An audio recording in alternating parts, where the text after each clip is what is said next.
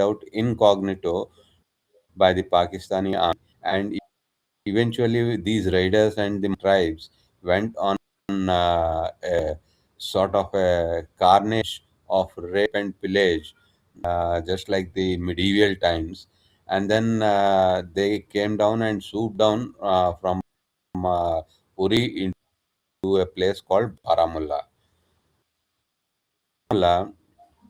These people had met a bit of resistance, and they took their own sweet time for a day or two to rape and pillage the entire city there, including one Christian hospital where the nuns were subjected to untold brutalities and all that. However, because they had stopped at that particular point and did not advance further, that gave some very crucial time for the general, basically the military person who was with Maharaja Hari Singh. He is we call him General Rajendra Singh Ji, and he had interdicted them at immediately after the Baramulla incident, when they took on to the road to Kashmir and Srinagar. Srinagar was well within their reach, and they could have reached there within hours. But however, key bridges were cut, and the advance of these militants were stalled there and then, uh, because in Rajouri and Punch sector also there were shunting and all going on. So the Maharaja had that particular point of time approached and he signed with India. Basically, it is called the instrument of accession. So once he had signed the instrument of accession, the entire territory of Jammu and Kashmir on either side of what we now know is totally which was under the state of Jammu and Kashmir, which includes Baltistan, Sakshgam, etc. Had come under these and India's right to defend them. And one Sikh battalion landed there and gave these marauders a pitched battle a few kilometers away from the hills of Nagar. And at that time, they had made a bold move of landing troops on a Dakota with no landing system, no ATC, with the airstrip being only illuminated by some kind of local mashals or lights. So when they landed there and they gave a counterattack to these Kabylis, the Kabylis soon fell in a disarray and they were pushed back. And eventually they were pushed back to certain places like ahead of Baramulla and Uri in the North Kashmir sector, and also from Punch, Rajouri, Bimbargali, Krishna Ghati, Naushera, all these sectors came into the dominion of India. However, they were not chased till Muzaffarabad for certain reasons that even our own supply lines were not established at that point of time. And a ceasefire was agreed to in 1949. And that ceasefire is what is known as the ceasefire line. So that is the first stage wherein the ceasefire line came into being. And this ceasefire line came into being exactly on 2nd or 3rd July, basically that point of time, and in 1949.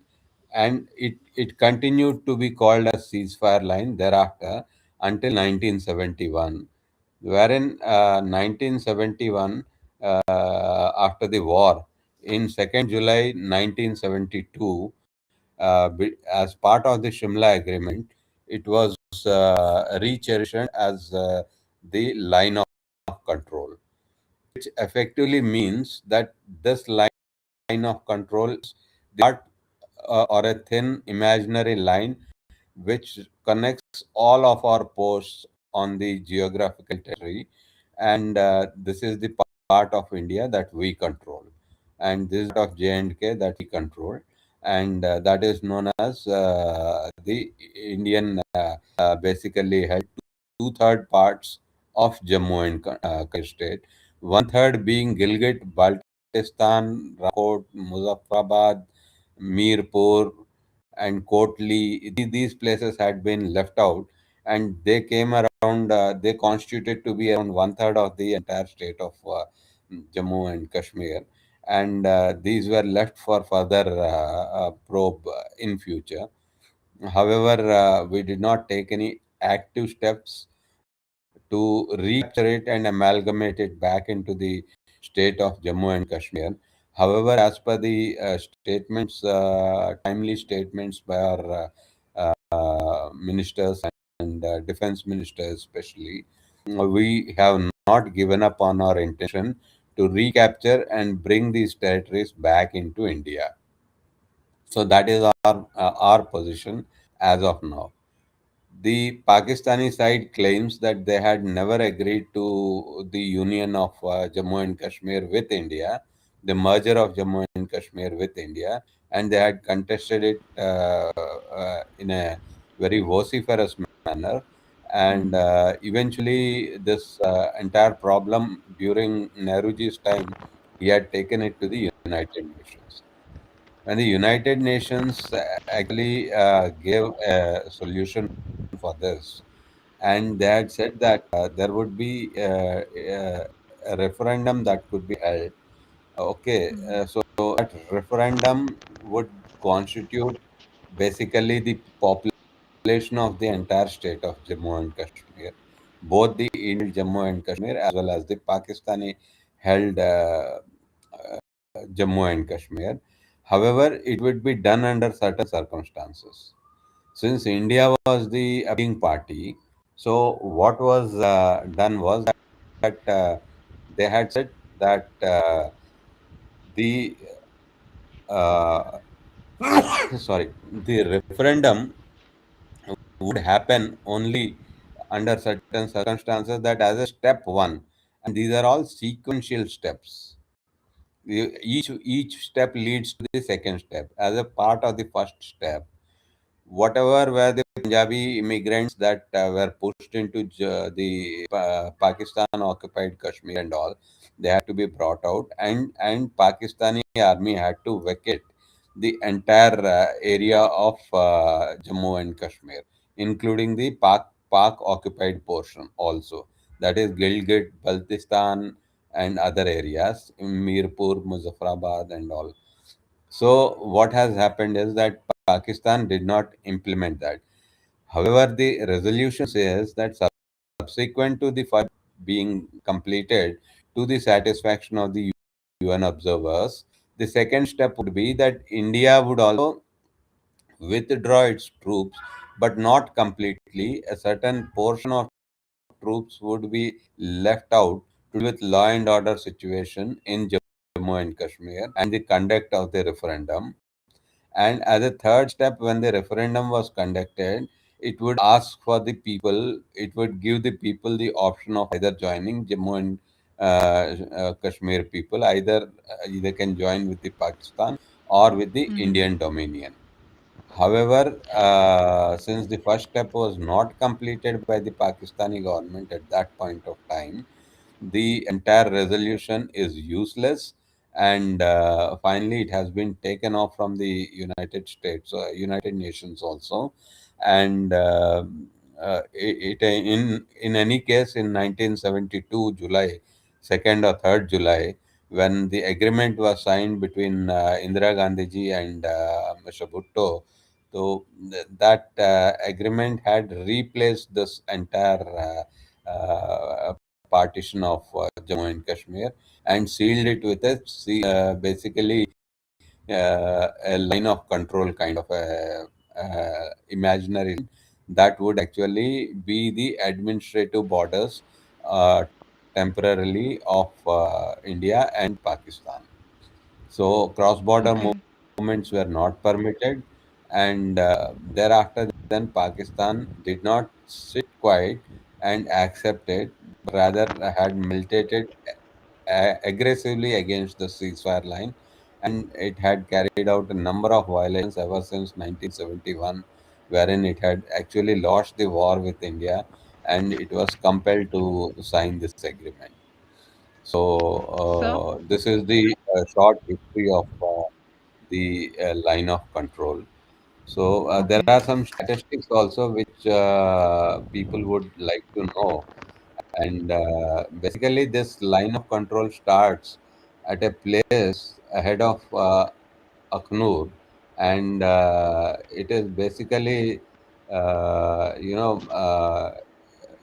it is called Sangam, is the correct name of that place, which is right ahead of Aknur, and from there it goes north with all these alignments and all, and it travels a approximate distance of 776 kilometers and ends at a point called NJ 9842.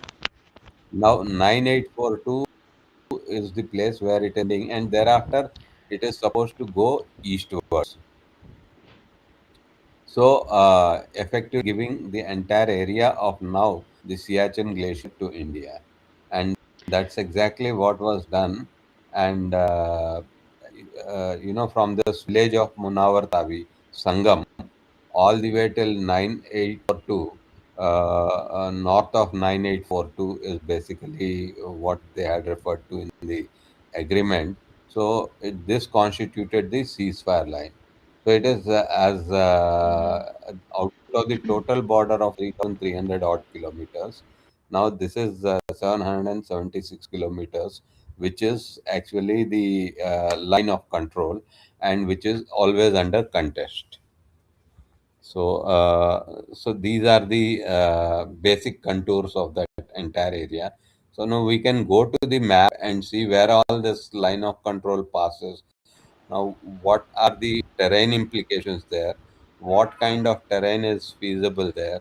I'd like to annotate that with certain kind of photographs wherever I had served as to how it would look like in winters and how it would look like in summers, Hmm. and what is the alignment of what is known as AIOS. Now, AIOS is basically Okay. what in local Sir, lingo people call it as, Colonel RK? yeah, yeah, ma'am. Colonel RK, would you want me to bring the photographs or you want me to bring the maps first? You can bring the photographs. Okay, then we'll go into the Okay, detailed okay, map. I will do that. So Okay. basically, it is called the AIOS, Anti-Infiltration Obstacle System. Now, this is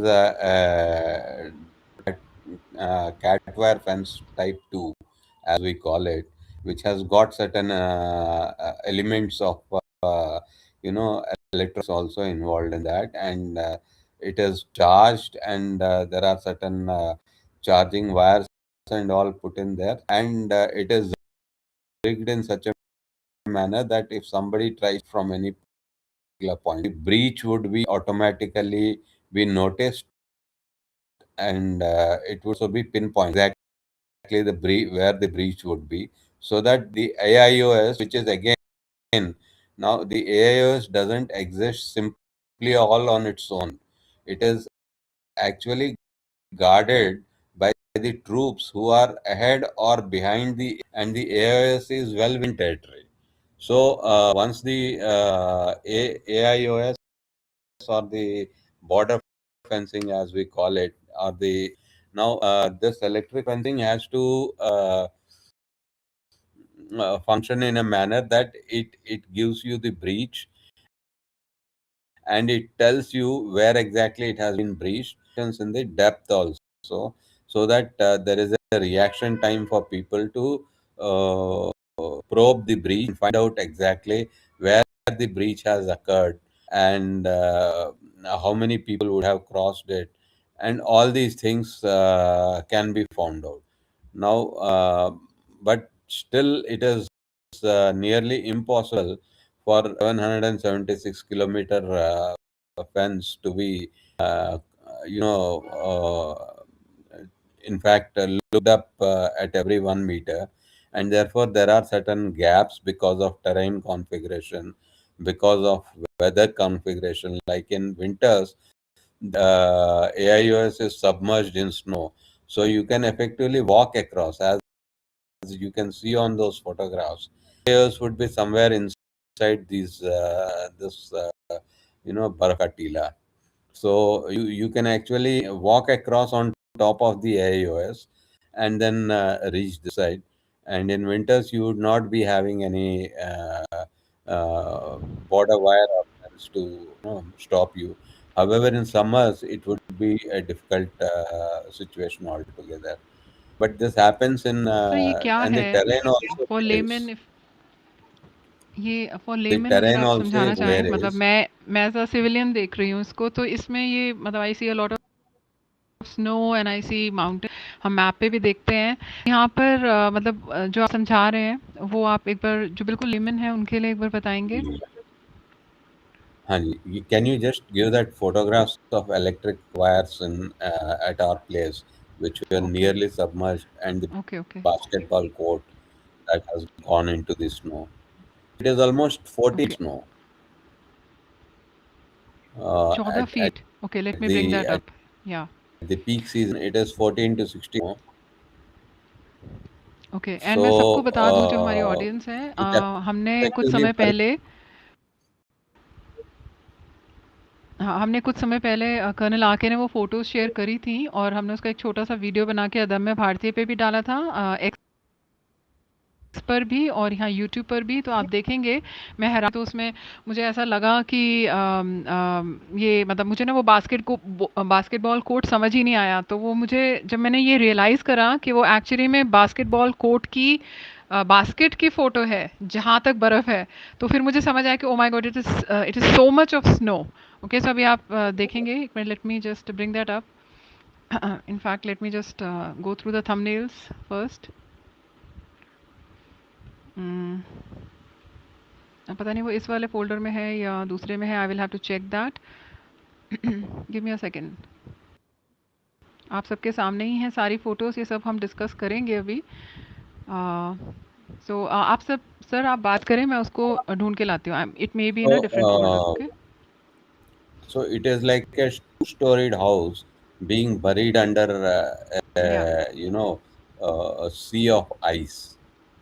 So what happens in winter is that if I got you it can carry out patrolling, or if you can walk as a team in winters, you can actually make your own hard snow routes, and then you can cross over the into the Indian side. So there are various also which would try to capture all this.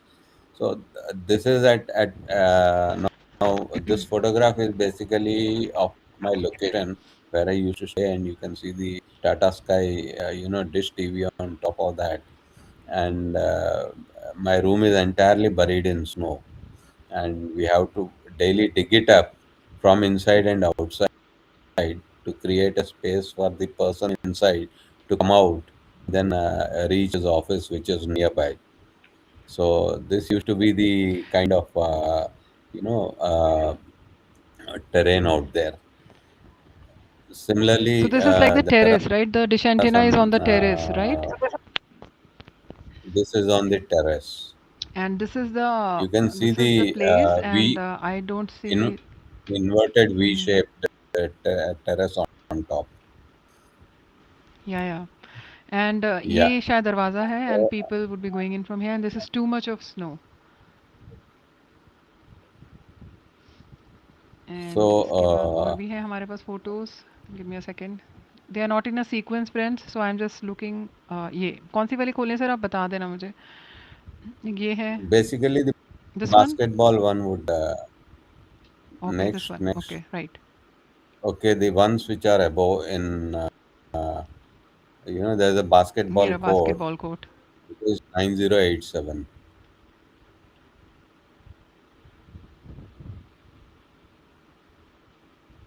Yeah. या Now this is you also can the see the basketball basketball court court. The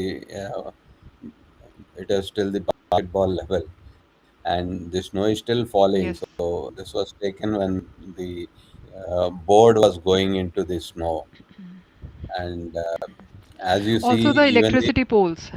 electricity poles and all, as you can see them, Mhm. they are also slowly going under the ice. So basically, the snow. So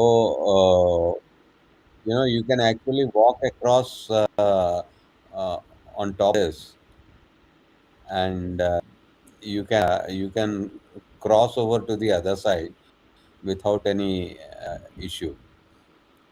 So This is another basketball court photo. If you see, this is much clearer. yeah, and you can see that the electric poles are going, and the wires are also going inside. Right. मतलब So we can only imagine this, but आप ये देखें कि कितना ये कितनी ज़्यादा यहाँ स्नो है। नॉर्मली हम जब बाढ़ वगैरह आती है तो हम क्या होता है ना, हमारे घुटनों तक पानी होता है, then probably till the neck. ये तो उसके भी ऊपर है। Hats off to our soldiers. हमारी जो भारतीय सेना है वो इतने कठिन परिस्थितियों में भी हमारी सेना की सुरक्षा करती रहती है हरदम। So salute to all the Indian soldiers, all the brave hearts of our Indian army. Thank you sir, आपको भी और आपकी पूरी टीम को भी। okay, and thanks to the support which you people show to the Jawans and other ranks who serve in such a difficult kind of a terrain. And it is because of the goodwill of the entire nation that actually gives them the strength to fight out the enemy at such locations. Now, coming back to the point, the entire terrain of 776 kilometers is not exactly like this. There are places which are even worse than this, and then there are places which are not so worse. So, if we see as we go from Aknur sector onwards till say Naushera, all along on the map, so the situation would be that it is densely forested. It but snows lightly, and there are other terrain obstacles like nalas and riverbeds and all that.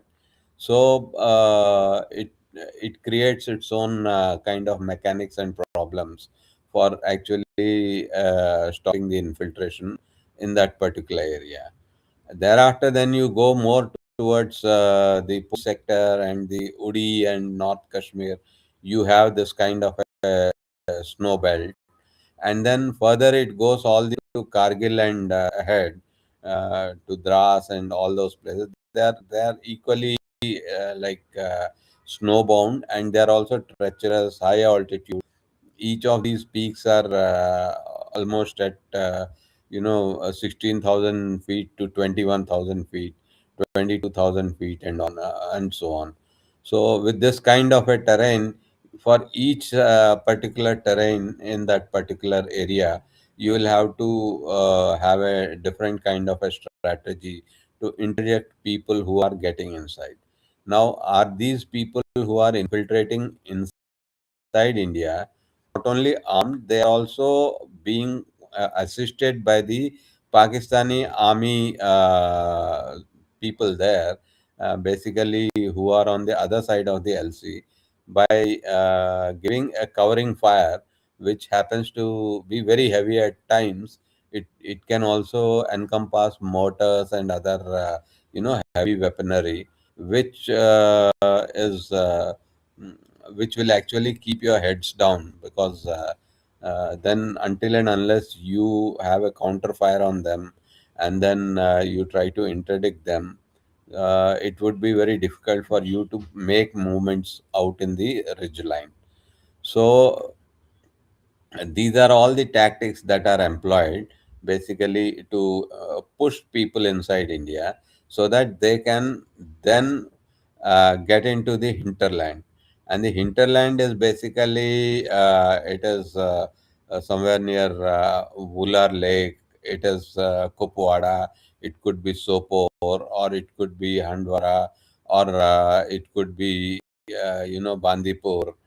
All these places, the people will have some kind of a what is known as OGWs, overground workers, who would actually help them hide from the searching army columns, and thereafter then they'll be somehow transported to Srinagar, where they can actually carry out some kind of a operation which is more visible in nature, and also which can which will attract a lot of limelight. So to counter this, the army has positioned itself in a gridded fashion. That is, there are troops on the LC, then there are troops just behind them, then there are troops in the valleys, basically the Lolab Valley, Rashtriya Rifles, and all. And then, of course, you have all your other troops in the cities. So, in a coordinated manner and with intelligence sharing and with various other inputs, the group whichever has tried to infiltrate, basically an attempt is made to fix them and find out and then either arrest them or engage them in operations, and thereafter then whatever happens. So that is the manner in which the entire jostling takes place, basically from Hmm. June, July onwards till almost October. After October, again the winter season starts, and it carries on till March, April. So that is the peak snow season at that point of time. So the infiltration takes place during snow. It also takes place during summers, and in summers there is not so much of snow. So the trees and the jungles, they give cover to the infiltrating parties. So it is known as a campaigning season. So, along with the campaigning season, there are also other activities of maintenance, mechanics, repair. Bringing back certain amount of control stores, taking certain stores forward, resupplying all the posts, and along with whatever are the supplies which are required, last for another 8 months, and then giving them the essential fuel, oil, and lubricants so that they can run their little generators for some certain duration. Now, all these activities are carried out simultaneously. So there's a lot of convoy movement, lots of troop movements, and also there is a lot of fighting in the summers. So summer is a very very busy season, and immediately after summer, then there's a drop in the infiltration, obviously, because it's not easy to cross across in the snow. So that's what we had observed, and basically certain locations like in Kargil and all, those sectors were 18,000 to 22,000 feet. Certain posts are just until the temperature goes almost to minus 45, minus 50. So it is not possible to supply them with air or so people used to come down a little bit to their battalion bases down below, and then once the season is over, they would go and occupy those prepared defenses, as we call it, again. So what happened in Kargil was that when these people had gone back to reoccupy their defenses after the winters, they found that the Pakistani Northern Light Infantry soldiers were already there inside. So they were pushed by Parvez Musharraf onto this side and occupy the defenses of the Indian Army. And thereafter, then it ensured into a bitter like the famous places you must have heard, the Battle of Tiger Hill and Yes. various other subsectors. And thereafter, then once they did, getting hit, even their supply lines were effectively cut by the Indian Air Force and the artillery corps of army, and they found themselves that their position is untenable, and they took a lot of casualties. It was not that they had a happy ending and then they went away back. In fact, they took a very very heavy toll, for which only Mr. Parvez Musharraf was the person who was solely responsible for this entire fiasco. And thereafter, then we have realized that giving a soft image or a image of a soft state to Pakistan, or trying to be a pushover despite your bulk and despite strength, is actually an encumbrance on you. You are not actually punching with at your weight category, whereas the other party, it is punching way above their weight category. So it was only a matter of time that once these infiltrations and terrorist activities started shooting up, the Indian government quickly changed its stand, and under Narendra Modi we started hitting them back effectively, as well as you know uh, we are tom-tomming that in the media, so that the propaganda also, propaganda is the sole aspect on which the entire Pak army thrives. So we are trying to hit that back, and we are trying to show them as some kind of a, even if they have an aggressive intent, जो कि what we say, it's a pushover force, and it takes a lot of hit. And on top of that, the top hierarchy of the Pakistani army is corrupt, and it doesn't value the lives of people who are on ground fighting. So that's the kind of message, or the message that we send across from our side.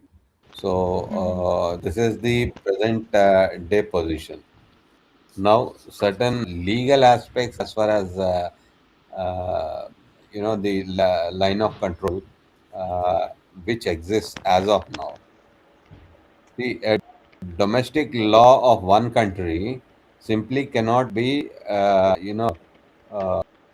amended, and then a bilateral treaty which we had signed with Pakistan in 1972 cannot be said that okay, now this is null and void, and will not stick to the ceasefire line. We had not said that, of course.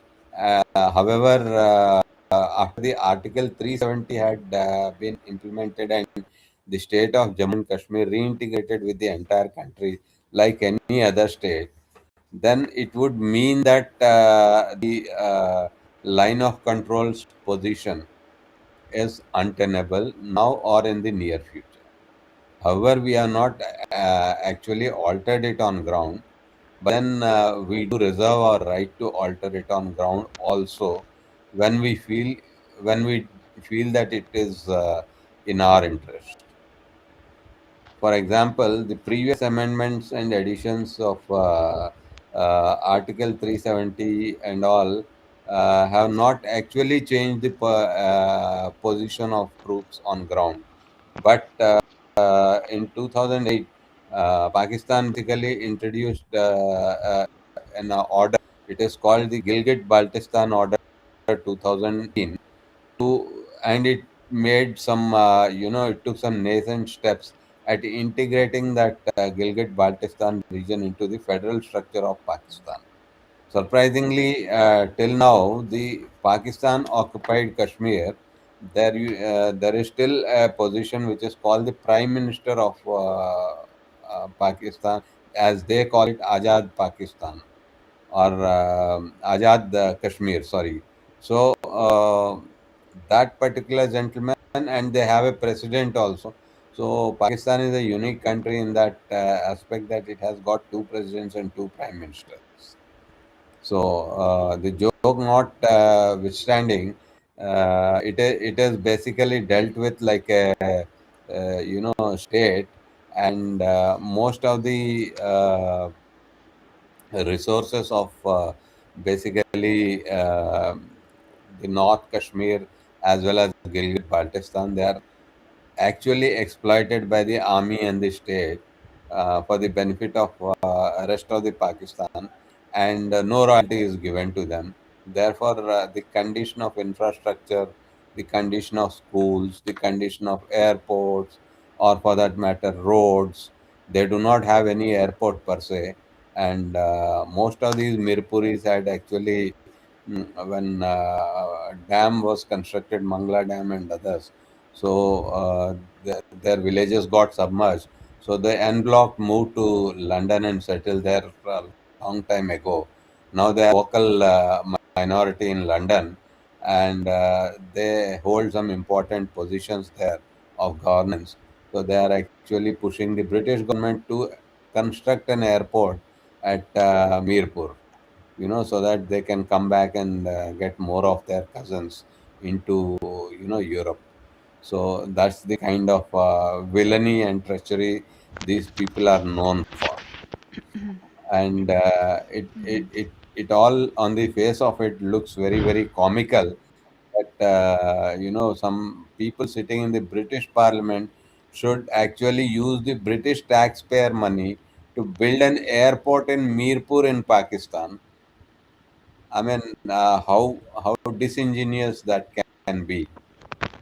So that is what is their situation.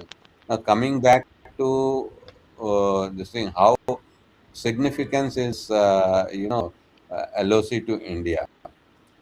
You know, Mhm. basically we are caught up in a situation where preserving the sanctity of LOC will prevent border crisis from further, worsening. That would mean that even if we take on,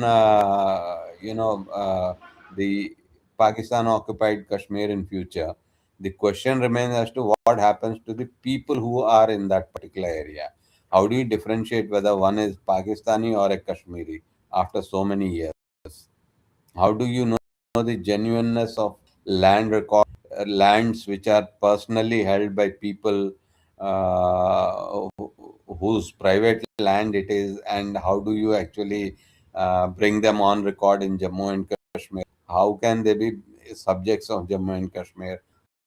How are you not sure there is a jihadi element which is actually trying to reintegrate with India for an ulterior motive, so that it can cause further, kind of a, terrorist activity or propaganda, warfare against the Indian state, because their access to Srinagar would be so easy if they are reintegrated again. So all those old, routes, they can be easily built up, especially from Punch. If you, there is an old route which goes all the way Mhm. to Uri by,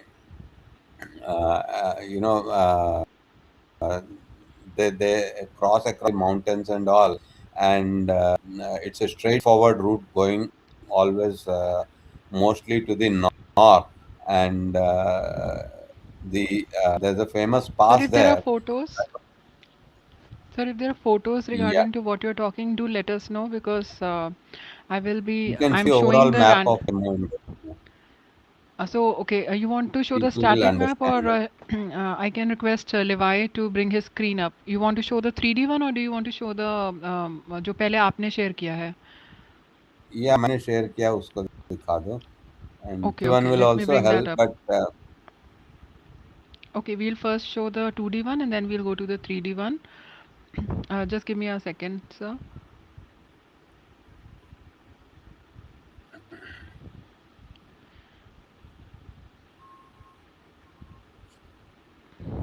So, friends मैं ये बता दूं, मैं दोबारा ये बात बोल रही हूँ कि we salute our Indian army and Indian defence forces brave hearts जो इतने डिफ़िकल्ट टेरेंस में आपने देखी इतनी सारी फ़ोटोज़ कर्नल आर के ने शेयर की हैं हमें।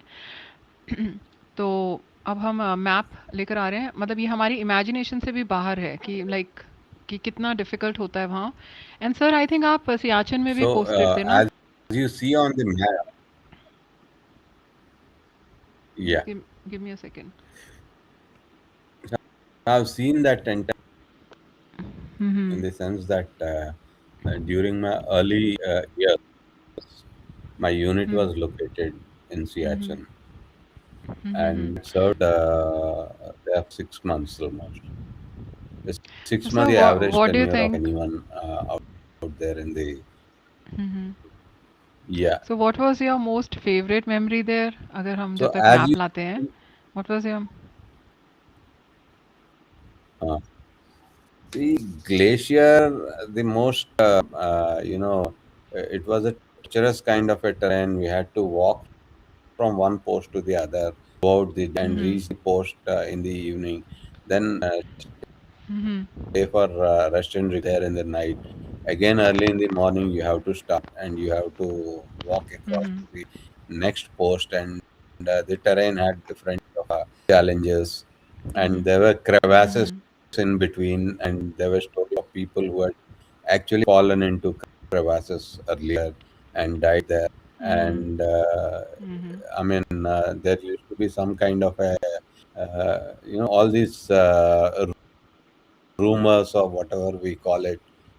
It is Yeah. rampant with kind of short stories, wherein they would say that if you Right. put your ear to the ground, you could still hear that soul crying from the crevasse, Oh yeah. because it Yeah, has yeah, been yeah. captured by the crevasse and his soul cannot escape. And Mhm. all these Mhm. things, of course, these are all, to regale the people.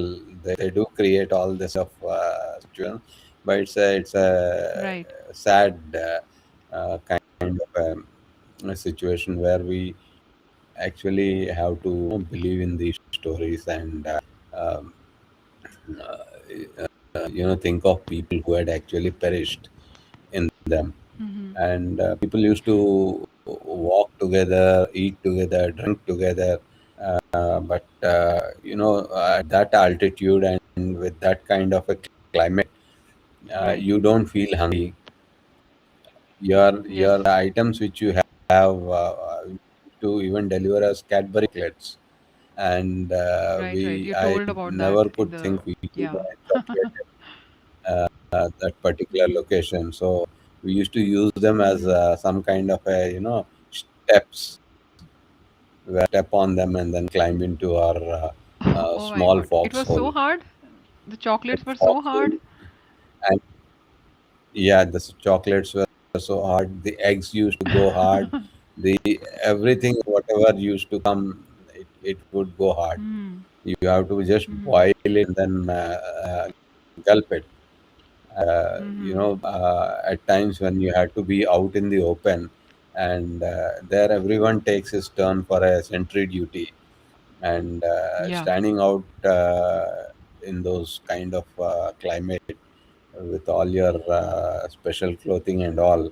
But however, standing Mhm. up as a sentry, it's a very very painful and lonely job. Your mind plays tricks on you. You at times there is something which is coming and you don't see it, or at times you hallucinate, and however you keep yourself motivated. And Mhm. yeah, because if the enemy closes in that kind of a situation, like we had closed in on certain enemy locations at particular time, you find them totally defenseless. So it's within 15 minutes the war is over for those people. They're Mhm. dead. So these kind of raids do take place. Then of course artillery shellings and the shellings by the anti-aircraft weaponry which people try to airlift it and put it those posts. And it used to Right, be right. a really confusing affair at that particular point of time. And spending those 6 months was like spending a lifetime. uh, you are absolutely cut, you have It no sounds uh, so amazing. question. No, all your experience sounds so amazing, sir. And like I said, it is very, these terrains and these climatic conditions are like almost unbearable and still आप बोल रहे हो कि आप chocolate को steps की तरह use करते थे. It was so hard and you were not able to have eggs and all. So it is so difficult to even imagine कि हमारे जो soldiers हैं वो इतने difficult situations में रहे हैं. So again, saluting you, sir. And we have another audience here, Anant. Anant, welcome to you. Jai Hind. If you can hear me, just you can say a Jai Hind, and if you can, unmute and say Jai Hind to sir also. And we have Levi already here. Okay, he messaged me that he was facing some glitches, तो वो बार-बार आ रहा है, जा रहा है। तो sir back to the map, आप मुझे ये मैप शेयर किया है, इसके बाद Levi if you can So, also share your screen because your screen share is missing. uh, as you can see on the map, no, this location Punch to actually Baramulla is 40 kilometers, as you see on the map. Hmm, If you go straight forward as per that road, this road goes through what is known as Hajipir Pass, and which this one sir? pass was captured by us in 71 hours. So hmm, you hmm. can go down to that place called Punch. Yeah, there is Rajouri, and then next I can see Rajouri below that white patch in the Okay, middle. do you want us to open this in 3D? Do you want us to open this in 3D? So, Yeah, Levi, we are you can ready open with your this in map? Just 3D let also. me give me a heads up, okay? So we Yes, can yes, like I'm ready. When sir tells me, okay. I'll do that. Not a problem. So you can bring it Yeah, up now, please, Levi, and you can bring. Anant, Anant, are you able to hear us? Okay, I have shared the map. Please, if you can bring it up on the screen. Thank you. Okay, I am bringing. So here is the map. Yes, so as sir said, he asked to point out Rajouri and Punch. So if you look here, I'll bring up. So this is the Hajipir Pass area that sir was mentioning. And you have Uri here. This is Uri here. This is Uri. So this And is the old Punch Baramulla road, and it goes via Hajipir Pass. yes, you were mentioning You Haji know, Pir Pass, winding so I road, it mentioned climbs all the way to Hajipir, and then it gets down again into the valley, and then it climbs up at Uri. right. So if you look at Okay, the 3D, if you look at the 3D map, Punch is out here in the bottom, right? Punch is at the bottom here. Then you have got the LOC, and this is the Haji Pir Pass area. So as sir, you were saying, you have to go up here and then come down from the pass to Uri, which is here, north, which is here. so This is this Uri. is in the shape of a huge. Exactly. Okay, it's a it goes inside the Indian territory, and now if you have to actually travel from Punch, you will have to either take some kind of a vehicle or something, come back all the way down to Aknur and then Jammu, and then catch another Jammu to Srinagar, and from Srinagar again you have to go towards Kupwara, and you will hit the township of Baramulla. So almost a 24-hour route. Whereas this is 40 kilometers. This was the earlier route, and this route you can start in the morning, and in the evening you can or afternoon you can reach Baramulla. So that But was sir, the can I just that is sir, now it sir, has can I just been. say hello? Yeah, yeah. I was saying that just to remind the audience that you mentioned that this is the Haji Pir Pass that we had captured in 1965. So can you talk a little bit more about Haji Pir Pass? We have This one captured it that in we have seen. 1971, not 71, 65, I think. Yeah, that Yeah, was the 65. Meghdut forces which had captured it, Punjab, and I think it was a Punjab regiment, right? Sir, if you correct me if I'm wrong. It was a Punjab. and this was bartered away, actually given back on the negotiation table, which is actually akin to a military blunder. Right. The amount of blood that was shed capture these heights. Now to recapture them again is like another fight all the way till Tiger Hill, like Kargil. So it is very difficult to do now with various kinds of advanced weaponaries on both sides and all that.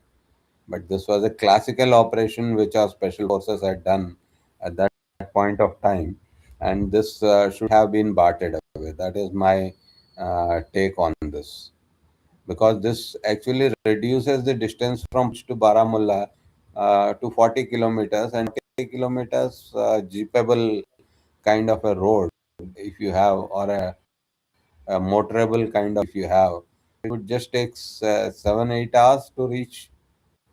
In 7-8 hours you would be into Baramulla, whereas right now you have to spend almost 24 hours to reach Baramulla if you are to travel from Punch. So it actually separated two parts of our own Indian held Kashmir, and created a distance between them, which is almost non-negotiable right now. So these are the kind of mistakes which I always say that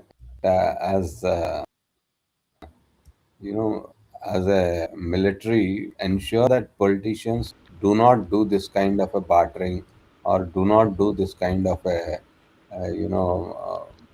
gifting away of such valuable assets. Mhm. As you can see, the terrain and the mountain and the conditions for that particular road, it is really frightening.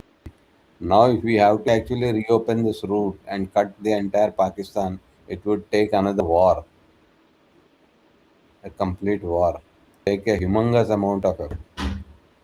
There possibly we'll have to push through from Punch, Uri as well, and from Punch side as well, and then link up somewhere near Har, something like that. Some kind of an operation has to be done, but it will come at a lot of human cost. Mhm. At such a heavy cost, shouldn't have bought.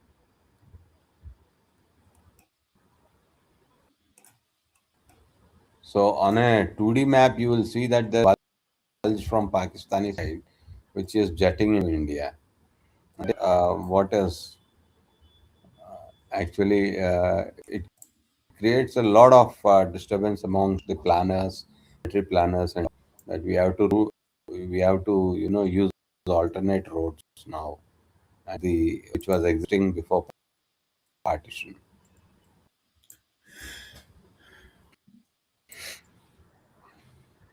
So you can see this. This is the bulge sir is talking about. This entire.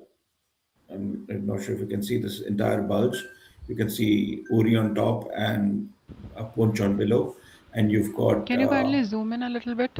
Because I see yes, it. Just zoom in a little yeah. bit because. So you got Punch here on the south. Punch. This is Punch in Okay. Jammu, right? This is Punch, and Punch is very close to the LOC. It's literally this is Punch city, and this is the Punch is LOC. So literally a couple right of on the LOC. yeah, right on the LOC. It's like a couple of kilometers, and then you've got and then you it is it's again this is all Pakistan occupied Jammu. So you can see the LOC going cutting right across the dotted line here. And so, as sir was saying, so you've got a Punch on the south, then you've got these Forest Hill mountains, and you got Gulmarg out here on the other side of the mountains. So from the Indian side, you will see the bulge that we are talking, Haji Pir. Right now, this side we are seeing from the Indian Kashmir side, right? We are looking towards POJK, right? So you've got the Gulmarg heights here, the Gulmarg out here, Mhm, mhm. right, on this side, and then you've got these white mountains, right? And This is we are seeing um, from India's side, right? yeah, This is India side, Bharat's the Kashmir view. Valley. This is and in the south here, all this is all the Mhm, Kashmir Valley. This entire is the mhm, what you can see south here. It's all Kashmir Valley, and then you've mhm, got Gulmarg here. You can see this Gulmarg here, This is Gulmarg, Mhm. right? This is the resort, Mhm. hill resort, and this is the Mhm. forest block. So this entire mountain range is this is the only mountain range dividing us from the Pakistan occupied Pakistan. Jammu Kashmir, and Okay. now we are moving UJK, towards right. the mountains, and that's where the Sur's entire Mhm. forces are there to defend the Kashmir Valley from from the west. So now this is what we are seeing from this vantage point is the Indian Army looking at down at the bulge. This is the bulge that Sir was talking about, which is protruding right inside India and can oversee Gulmarg, right? So that's a you Mhm. can see this the Gulmarg top gun position. So this is You the can Indian move side. the mouse over the area. You can just circle the like you can circle the Yeah, You mouse can over the area for the take yeah. audience. take us to Uri. Yeah, yeah. क्या If you sir can take आप us to Uri, you hmm see the same thing from north to south. Okay Yes. So South as Sir to is north. saying, I will move From it from the Uri, you can see from where north now we are seeing it. to south. Yeah, now we are hmm seeing Gulmarg top helipad. So this is all military positions, all out here. We hmm are right on. See, we are defending the valley, and now the Indian Army is right. You can see all these trails. This is the Indian Army trails defending and overlooking uh, the Haji Pir Pass and the right. So we are right up here, and we are dominant positions here, and we're looking down upon the Haji Pir Pass. So we had captured all the green things and you had seen all the way down there. We had captured the entire area, as Sir was saying, that we could cut across. Now, if I'm just going to go 2D view to show everyone that now we are seeing from the Indian side, right? Hmm So so you can see Punch is here, right? Punch is here, hmm right? All we do and had to do is go from here and cut across here, right? And meet up with Uri here, right? It was 40 kilometers, as Sir was saying. But now 40 we have to kilometers okay go, if you want to go from Uri, now listen to this just to give an idea, because we gave up this territory which we had. This is the bulge, right? You can just cut across here, but we have to go all the way down here. What Sir was saying, all the way down here, right? Then you catch all the bus or whatever, go all the way out here, go all the way to Jammu, and then all the way around here. Go back to Jammu, and from Yeah, Jammu yeah, come yeah, to yeah Jammu here. Yeah, you come to all the way to Jammu, um, Riasi. So Udhampur. But I'm just saying that you have to come to Jammu here. So just zooming out, right? This is Jammu here. Jammu is here. So you all the way come all the way here. And then, sir, from here, you catch a bus or a train bus all the way to Uri, right? Srinagar first. And after that, then you'll have to again go via that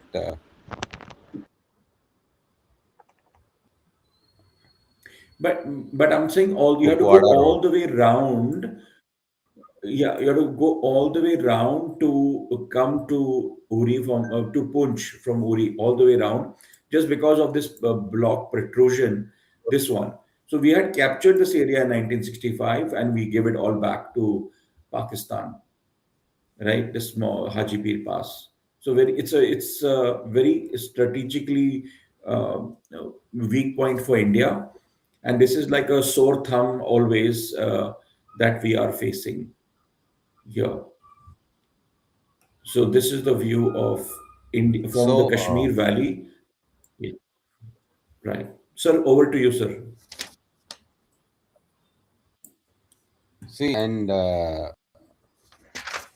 the end of the day, the kind of weaponaries which are traditionally used across the LOC, as barely of the caliber of 105 mm, 130 and 155 artillery shells, and mortars and ATGMs.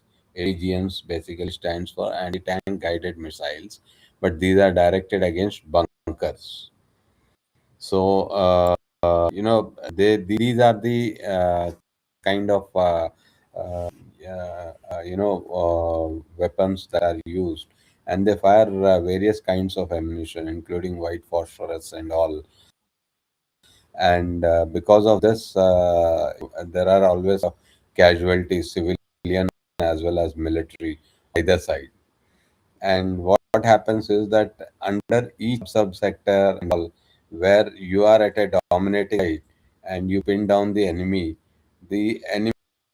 actually then opens up at a place where he's at a command height, and then he pins your another post, and then this chain carries on all throughout the LC. So before the ceasefire agreement, when I was serving there used to be a daily Mhm. kind of a chain reaction shelling always across the LC. And wherever I had gone, I had faced threat of shells and all.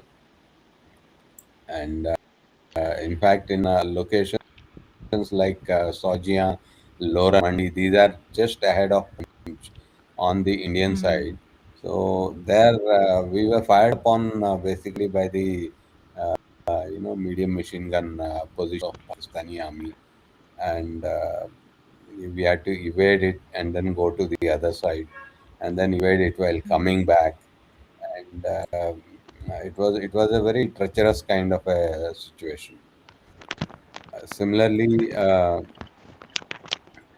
I had served in another area which is ahead of Uri, which is known as basically Kupwara. From Kupwara, as you climb onto the ridge line all over again, what is known as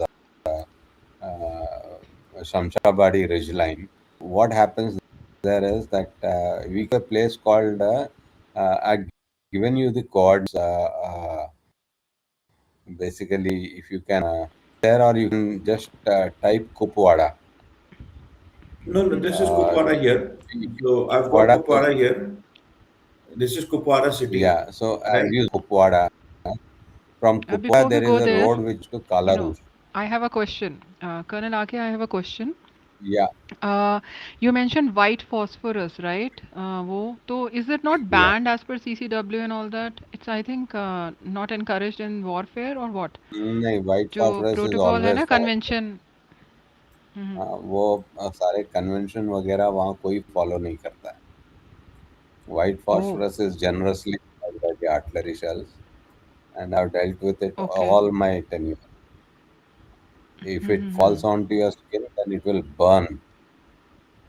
White Oh my phosphorus God. basically burns, and it Yeah, causes yeah, severe burn injuries. yeah. Along with the shrapnel, if a burning white phosphorus shrapnel enters your body, the kind of Mm-hmm. pain that the person would undergo, it would create a mass hysteria kind of a thing. Right, right. Because And he is it's no more the incendiary normal. weapon. Causes like the civilians को भी हो जाता तो it's so difficult, right? It's Yeah, like putting civilians and the army men through suffering, extreme suffering, excruciating pain. excruciating pain, but Mm-hmm. not that the pain of the other weapon system, the other shells are any less.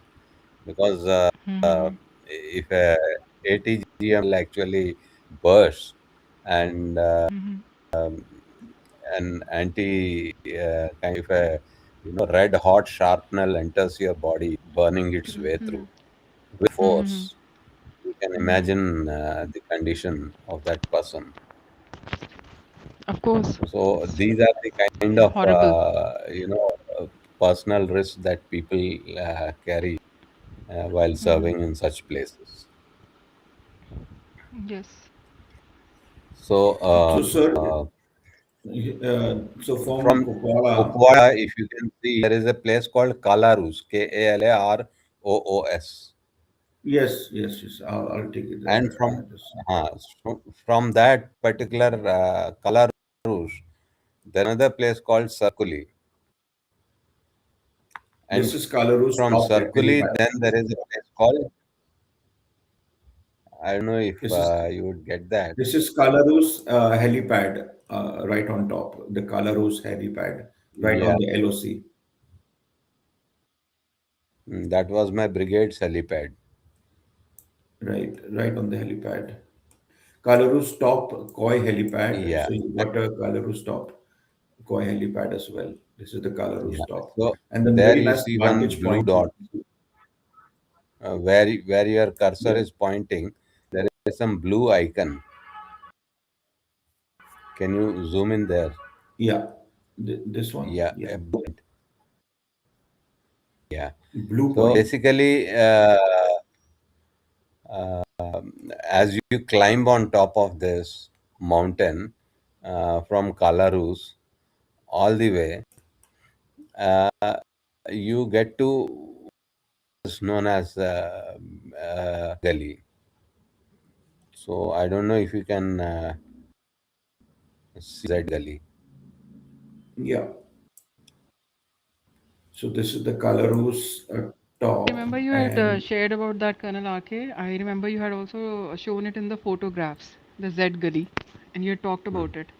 Now, why I'm saying all these places is Z Gully Mm-hmm. is where I was located, and from there, Yeah, yeah. Gully is basically a pass. What is a pass? Pass is a gap between two mountains, mountain peaks, or rather two mountains, which is at its lowest, so that you can cross that mountainous ridge line. There's a continuous Mm-hmm. ridge line that is going on. So somewhere along you have to cross it. So ideally, as a foot trekker or a vehicle laden, person, you would like to cross it at its at a place where it dips the lowest. So that is called pass.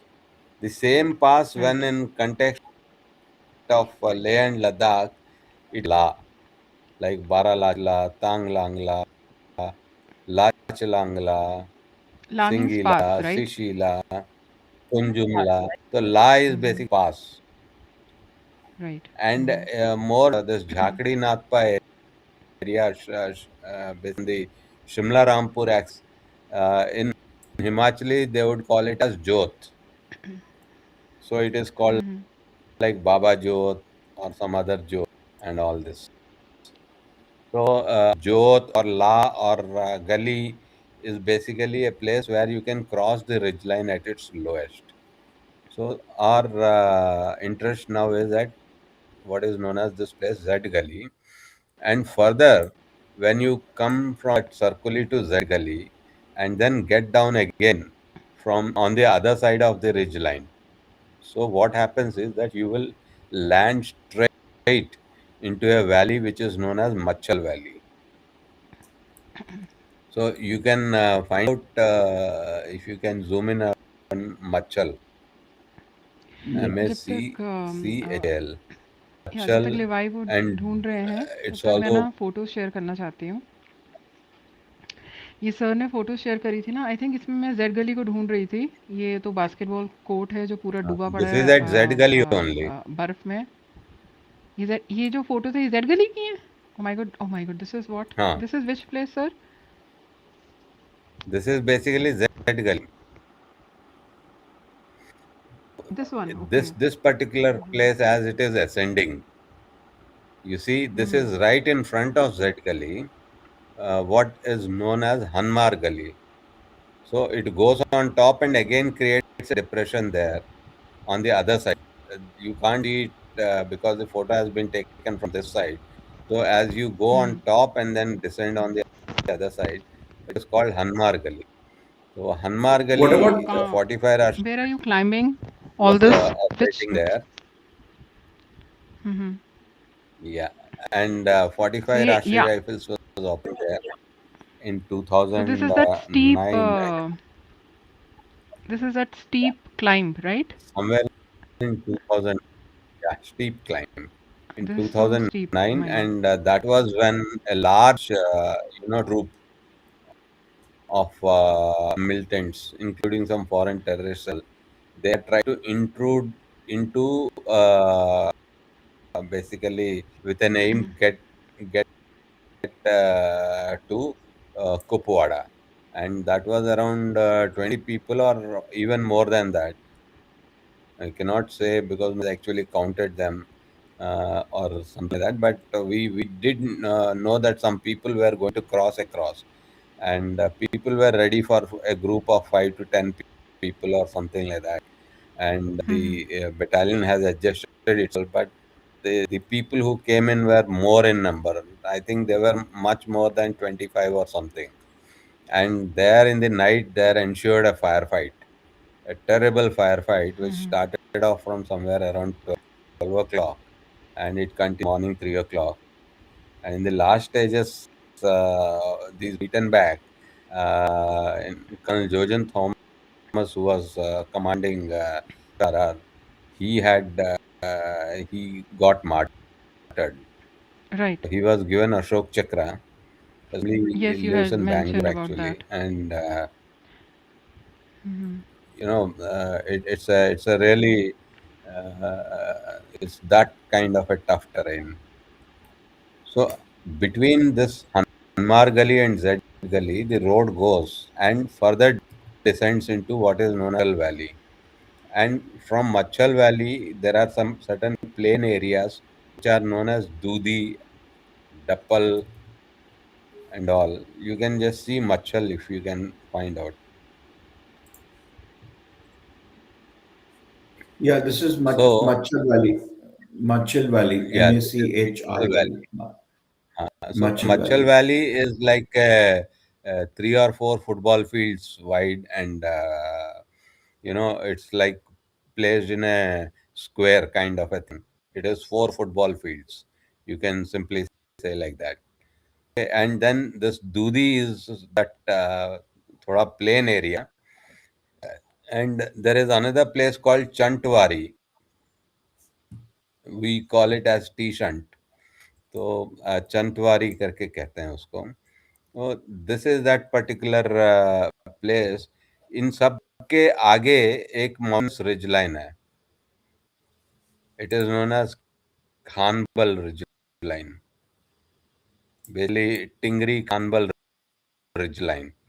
Okay, as you cross that line, descend on the other side is the Neelam River, and right opposite of T Shantwari or a Chantwari, there is a gap in the mountains and a jeepable road is there.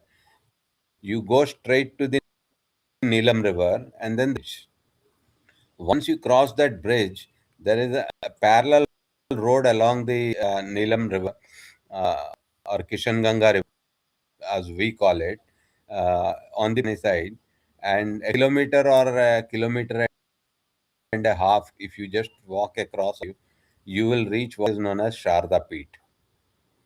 That is where the ruins of Sharda, erstwhile Sharda Peeth, had been preserved there.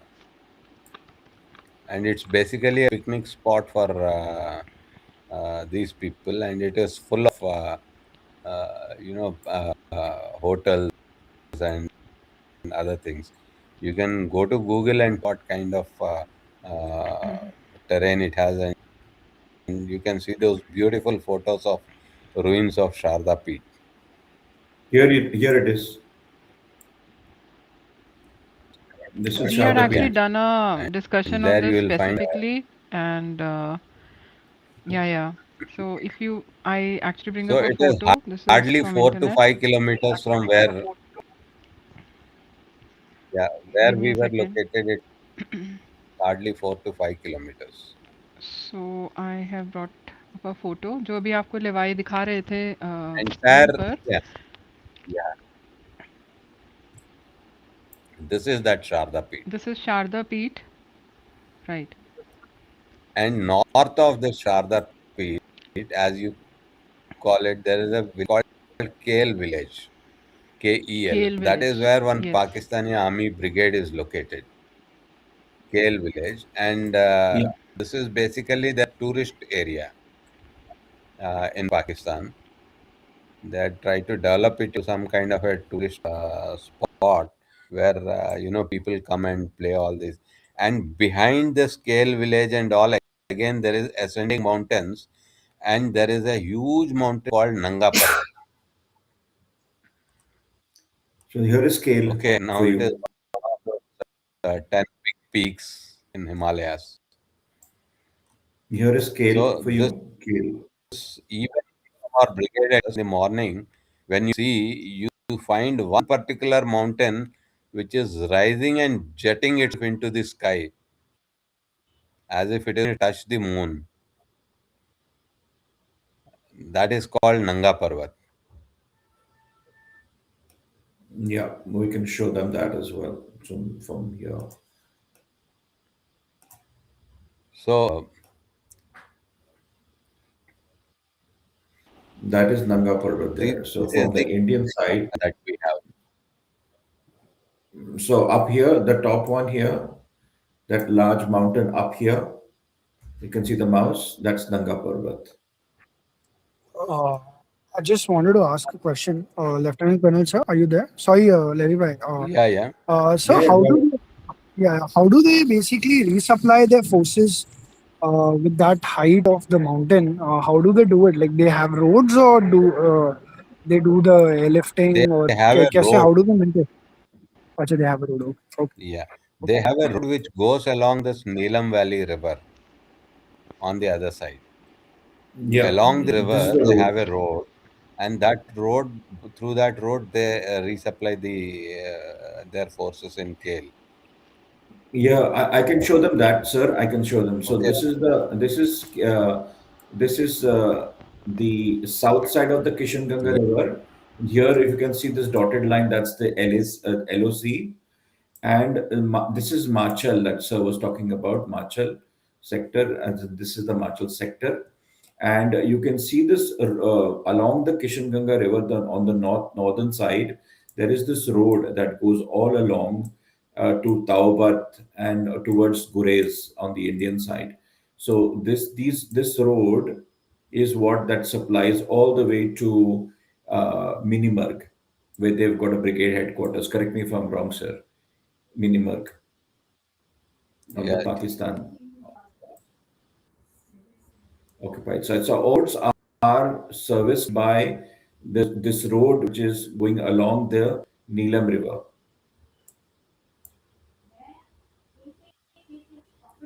Does that answer your question?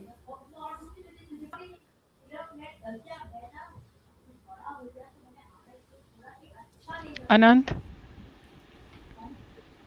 uh,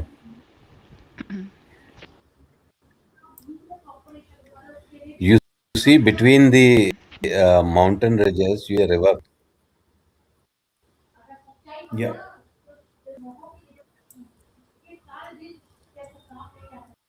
And you can see the bridges as well. You can see this bridge connecting the north side and the south side of the Neelam River. You can see this bridge.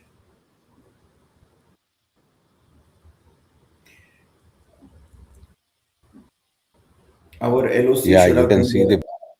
Yeah, our LOC is running on top of this mountain, This for is example. actually the Neelam Valley is the de facto LOC there. No, no, not really, See, because you've got LOC this here is de facto. Sajid Abad. They've got all these villages right on Pakistani's Yeah, side of the Pakistan occupied Kashmir. So unfortunately, we have given them a foothold on the south bank of the Kishan Ganga River, which I would think it was a very bad idea. Our LOC should have been the Kishan Ganga River itself. That would provide us a significant uh, protection as far as a natural boundary. And we could have taken the heights, dominating heights, all across this one. Unfortunately, we have given them at least a 3 or 4 kilometer, or at least 2, 3 kilometer foothold on the south side, which makes it infiltration much easier. Is that understanding correct, sir? yeah. So if you can Say see, so, this but is the then that's bottom. a. So, just one question, sir. I wanted to ask. So, how were there any interdiction missions or artillery firing happened while they were resupplying? Like, if I don't know, I've forgotten probably that we obviously we had a hot war in Kargil. So, was this a point of contention where the fighting took place as well? And were there any artillery shelling on? See, this north of this area is what is known as or Gurej, as they say, and further ahead, the Kargil sector start.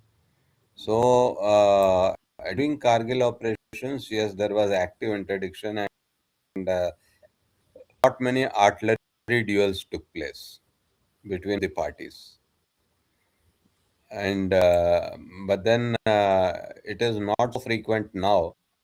But even now, certain amount of shelling and firing is done by various posts within that area, basically to give cover fire to the infiltrating militants.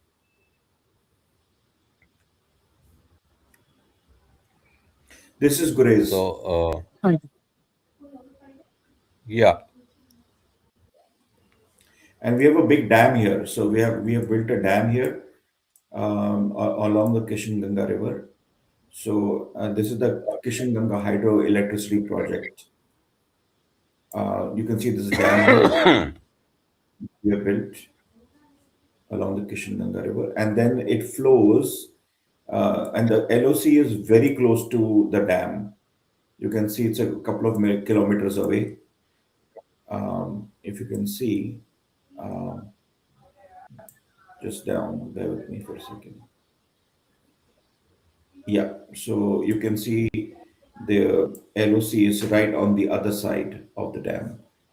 So that is the LOC, and here on the right hand side is the dam, and here is the LOC. Here, this is the LOC going across here. So it's very close by, very close by.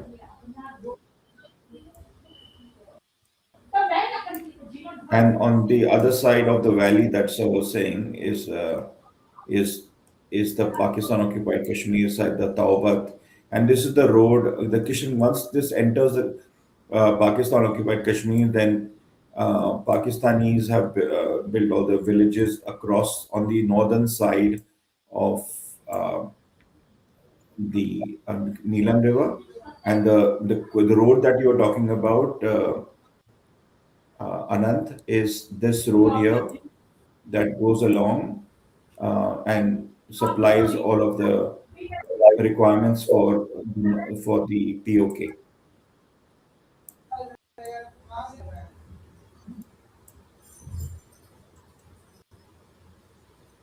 There's a helipad as well here for the Pakistan Army, I guess, I suspect. And this is the actually this is a sir, this is a vulnerability, right? Once if you were to shell this road, this is the only road in and out of POK, right from Karen side all the way down to east side towards Taubat. yeah, We were that's to the shell road. this. There are some roads which are going towards that Nang area, but those I think are jeepable. They are only like till a particular point, after which they open a dent. So the Yeah. only resupply route is all along this Neelam This Valley. road. So basically, Neelam. what Sir is saying is, if India wants, we are sitting on the heights here, and at a command, if on the Sir's command, the entire kind of villages can be starved to death. Basically, if we were to cut off the supply lines, because there's only one road in and out. Otherwise, they would have to go all the way around to Minimurg, and all the way around to uh, across to this route, which is going to be very long and really not defensible. So I think India, effectively, they are surviving because of India's generosity, just based on the uh, topography and the Particular geography. area, Yes. see, in this particular area, we have an advantage. But then there are Right. various other areas. There is a 776 line I had said, and in many areas they have an advantage over us. So the other party can also say the same thing for us. See, so it's not a forward equation like that, but however, with our present day capabilities and all, definitely on an advantage. That's correct, sir. I agree. Here's the Kiran sector.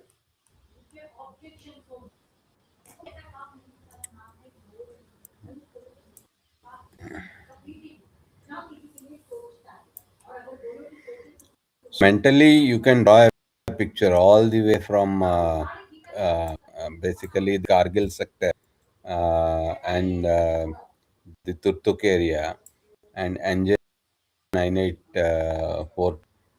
If you come down all along so towards the Z Gully and Niche, there is Farkya Gully and all. And then you go to Uri, and from Uri sector down again, you can further go down and complete that bulge, end up at Punch. So from Punch Punch, again, yeah. Krishna Ghati, Bimbali, Navshera, and further it goes into the basically Noor sector and Akhnur se Mendar, फिर Mendar नीचे also. Samba, Mender Mendar. also, yeah. That's a it's a very So vulnerable point where there is a that is lot the of line activity. which we are talking of. Yeah, I have yeah. served in both these places, so that's why I am very uh, absolutely clear alignment of the LC Yes, sir. or rather LOC.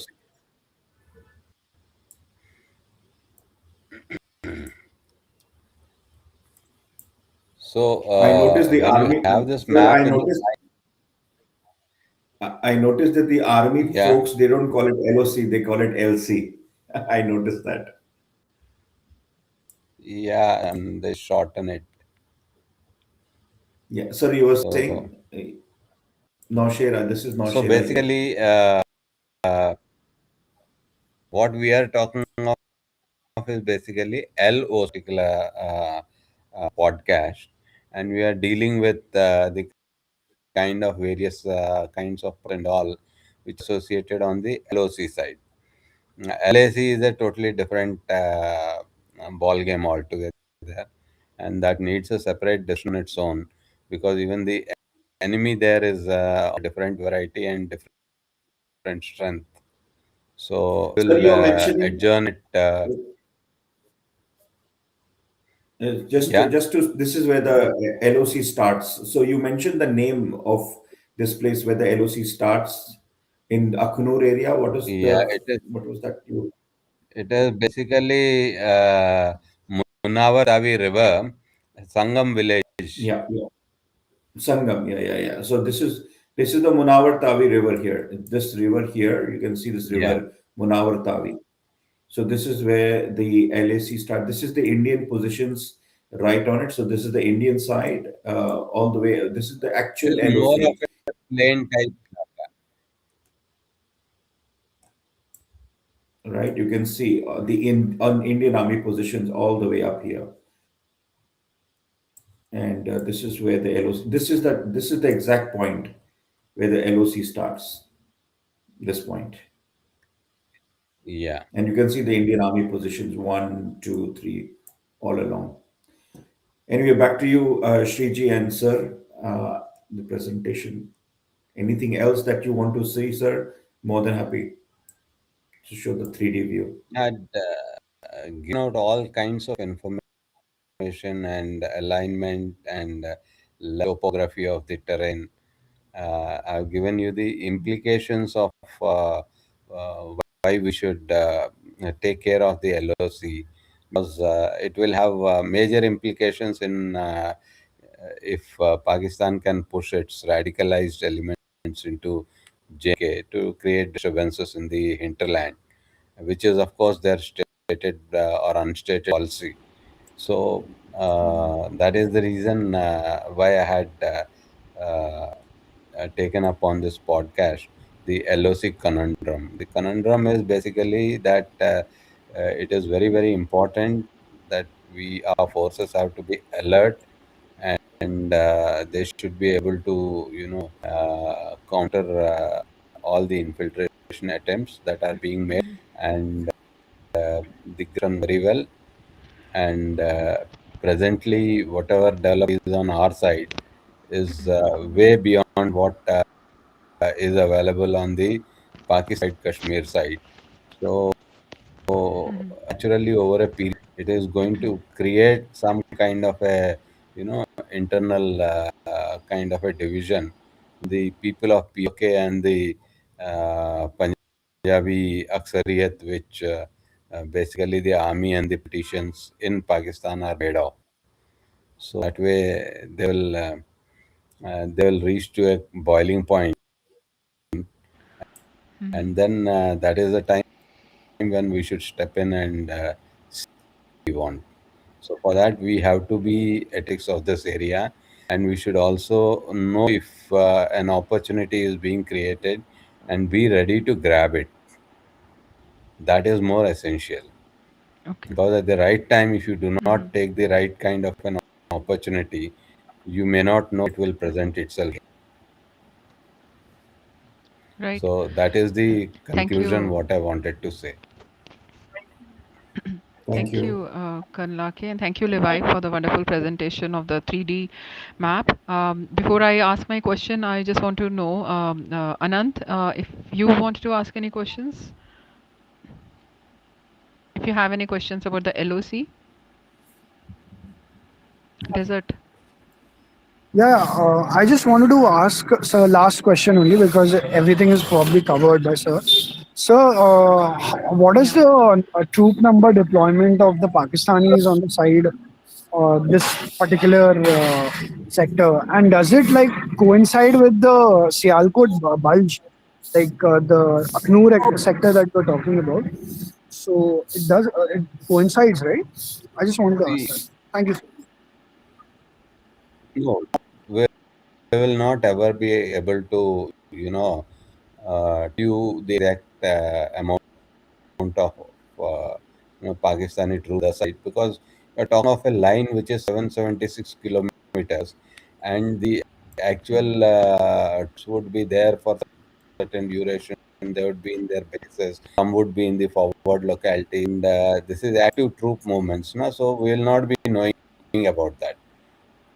Of course, both sides try to collect the intelligence, and then their operations are basically framed on that. But we on the open podcast, we would not be able to make out anything, simply because we do not know what kind of formations are there, what is their strength, and how they are disposed.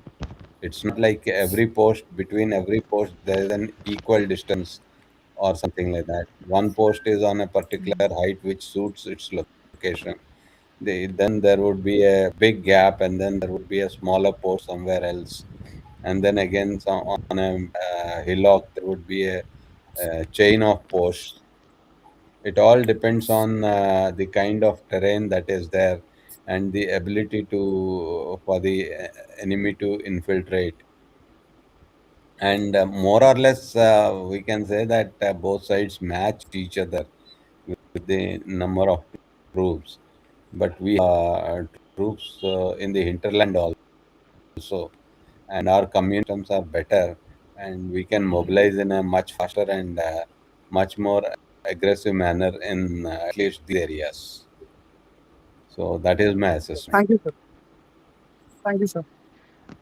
Okay, thank you Anant for your question. I also wanted to ask a part of that. Sir मुझे एक चीज़ पूछनी है, आप बोल रहे हो ना कि बहुत लंबा है ये. Of course we have a very long borderline Bharat. Okay, so beyond the military dimension, like what do you think are the long-term economic and humanitarian costs for India to keep the LOC like militarized in the way it is, and is there any realistic diplomatic or military pathway for India to change the status quo on the LOC?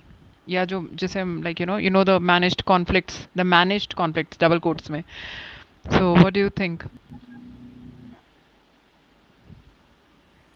See, firstly, long-term implications of who are staying all along the LOC.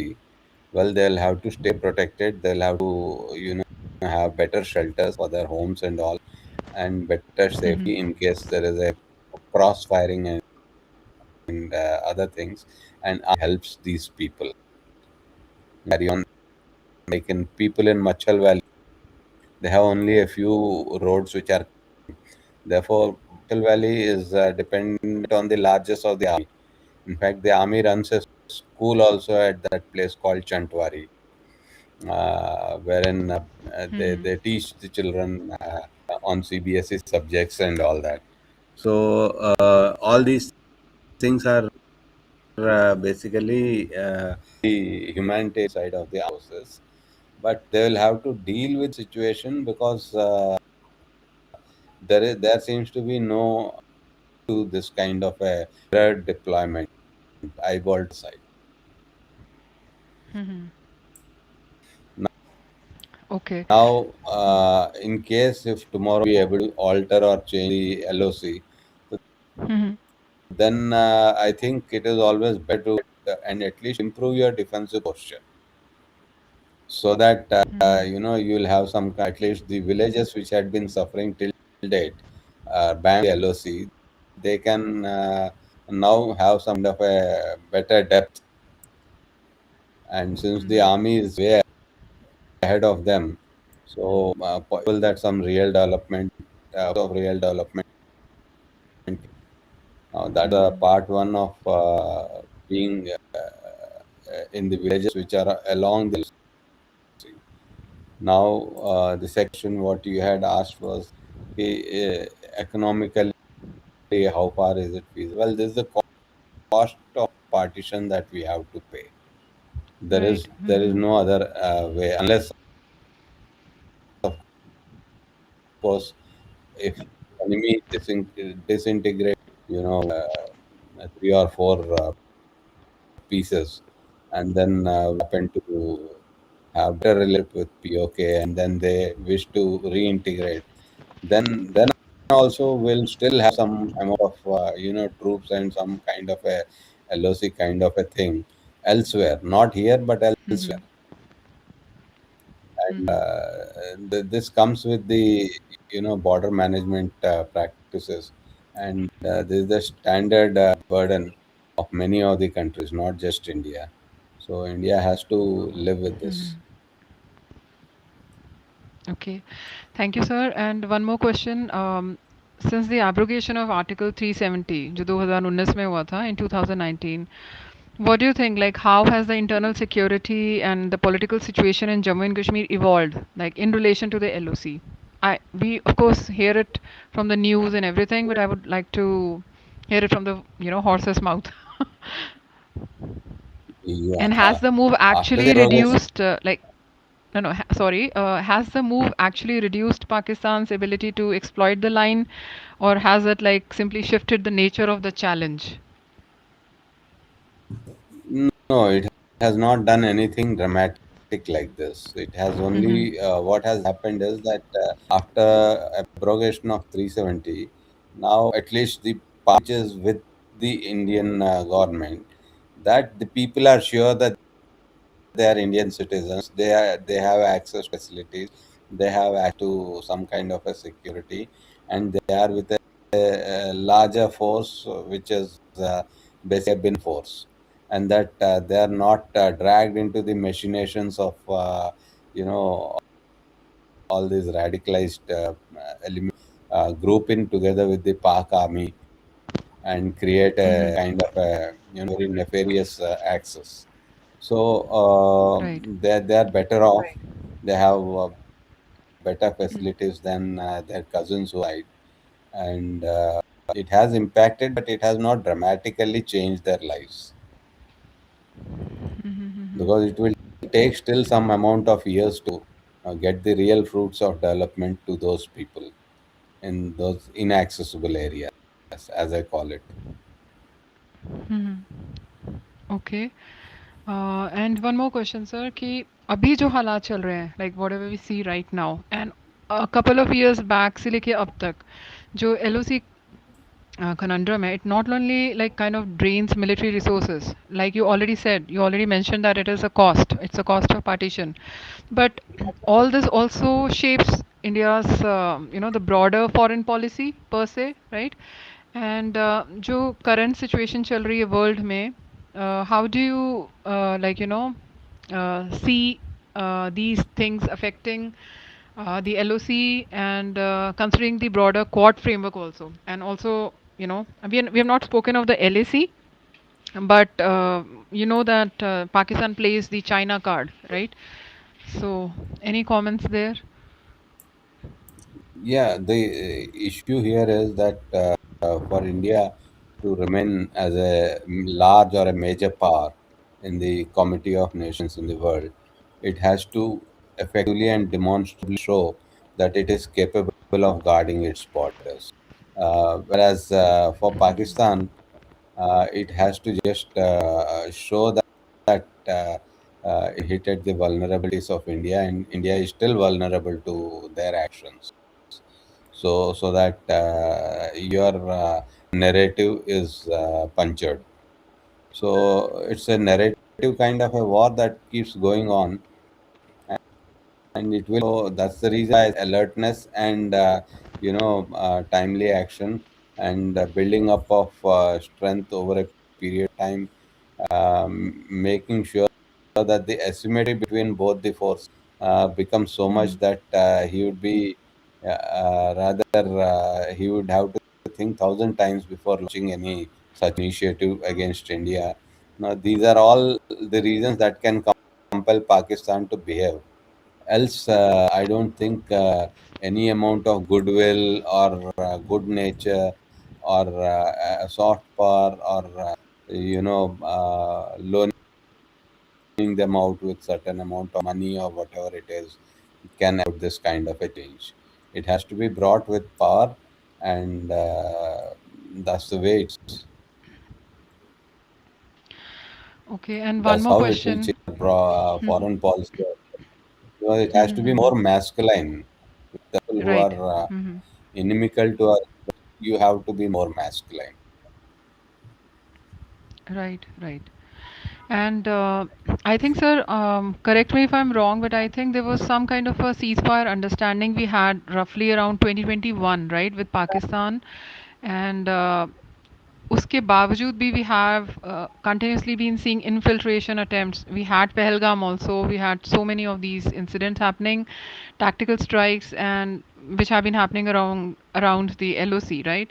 So from Bharat's perspective, from India's perspective, what are the main drivers behind these persistent violations, and like how is the Indian Army like adapting its doctrines and technology to like manage this new normal or like probably new abnormal? I don't know what to say, but yeah. So the main drive in all these events take place from time to time is the policy Mhm. of the Pakistani state of bleeding India with thousand cuts. Okay, Right, so right, right. until and unless you change that policy, and how do you change it? By firstly creating a huge asymmetry between their forces and our forces, then having the will, political to strike and punish them harshly for each of their actions, and increasing the cost of any such misjudgment to levels which they cannot afford. That's the Mhm. only way we can do them. So it's a national project and it has to be undertaken. That's it. There is no other simple solution or magic wand that I think of. Okay. So that was it from my side, sir. And just a second, just before we wrap up, I want to bring up the photos shared by Colonel RK once again. And some of them were shared during the presentation today, and some of them were not.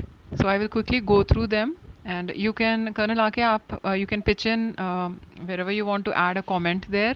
And I think there was a glitch in the starting of the session, so I, just Definitely. for the sake of recording on this video, I'm going to read the introduction.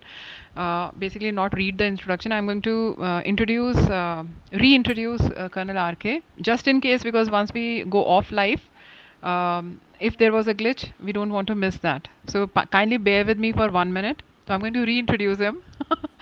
So Lieutenant Colonel RK is an Indian Army veteran with a wide range of skills and Thank you. experiences in the domains of leadership, project management, tactics and strategy, planning, execution and engineering, and people skills. And trust me, friends, I already spoke about this in the starting of the session. Just in case there was a glitch, I'm repeating this, but we have had talks with Colonel RK off of YouTube also, and many times. You know, we had a wonderful talk on Jan 26th this year, and he spoke of the शूरवीर Thomas ji, and उन्होंने वो जिस तरीके से explain किया था, हम सब जो भी थे ना उस दिन उनको सुन रहे थे, हम सबके रोंगटे खड़े हो गए थे. ओके, वो पूरा इंसिडेंट था, एंड अगर वो रिकॉर्डिंग होगी तो I will try to put it up here. So the kind of discussions and the kind of insights he brings along with the military strategy, they are so wonderful, and we as youngsters, we learn a lot from you, sir. So as a junior leader in the Indian Army, he has been at the cutting edge of counterinsurgency operations, where he successfully led his men in high risk operations. As a senior officer in the Indian Army, he has held important appointments such as the garrison engineer or a military station in the northeast, adjutant and quartermaster general of an infantry brigade deployed in CI ops, high altitude and LOC, like we just spoke, अभी हमने बात करी है उसके बारे में, project coordinator at the project Seabird, largest naval infrastructure project in India at Karwar, and as a project manager of a key infrastructure project for an artillery brigade at Arunachal in northeast. After his sojourn with the armed forces, he has executed a 300 crore pressurized pipeline irrigation project near Sagar, Madhya Pradesh, in the capacity of a project director, and is presently a project execution consultant for an electrification project for a leased mine and water supply project involving establishment of pumping stations and pipeline layouts. Colonel Ramakrishna is a frequent speaker on topics related to management, organizational behavior, group dynamics, leadership, risk management, project planning, contract management, vendor management, and business communications. And he presently stays in Bangalore, and he's very much interested in Indian classical music and reading history. And जो भी मैंने थोड़ी देर पहले बात बोली ना about all the group dynamics and leadership, ये हमने उनको सुना है, उनके डिस्कशंस को सुना है हमने, और he is very good at reading books, he shares a lot of great books, and he has encouraged all the youngsters around to read those things and understand how military works, and how we can take those qualities and imbibe in life, क्योंकि life में भी uncertainty होती है, and I don't think there's another job which is as high risk as the military, or it's a very high risk, right? So उसमें कैसे situations, कैसे uncertainties को आप टैकल करते हैं, वो बहुत उनसे हमने सीखा है, और प्रतिदिन सीखते हैं जब भी हम उनके साथ इंटरेक्ट करते हैं. आज बहुत कोर बेस्ड LOC का डिस्कशन था. एक दिन हम प्रयास करेंगे कर्नल आर के आपके साथ कि हम उस फिलोसफिकल एस्पेक्ट को भी छुएं जब आपका हम यहाँ पर दोबारा से जुड़ेंगे. So that was really nice, and Levi, you have been wonderful for with this beautiful presentation. And we have Desert back. He was like kind of going in and out. So Desert, do you want to add something?